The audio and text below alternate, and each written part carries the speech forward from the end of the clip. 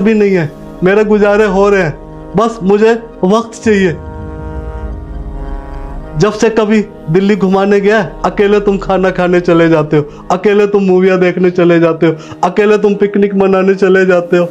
अरे घर के अंदर तुम्हारा एक बाप भी है, उसको भी कुछ चाहिए, उसकी भी एक जिंदगी है, उसके अंदर भी एक दिल है। पापा मुझे माफ कर दो, मैं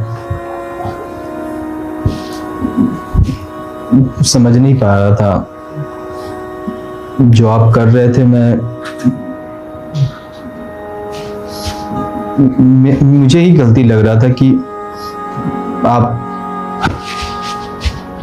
मैं अपने करने पे मैं बेबस हूँ। पापा मुझे माफ कर दो। आपकी जगह पे अगर कल होकर अगर मैं जाऊंगा और हमारे भी बच्चे अगर हमारे साथ ऐसे करेंगे ना, तो मुझे भी बुरा लगेगा।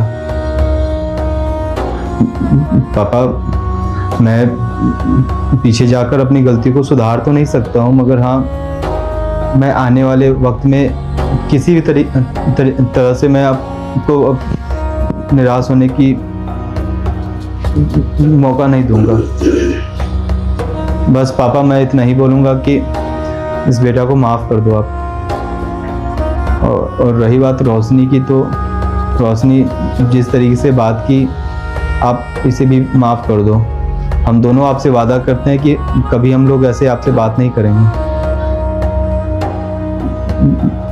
और बात रहा यामिनी और साहिल का, तो मैं उन दोनों को भी यहाँ वापस लेकर आ जाऊंगा।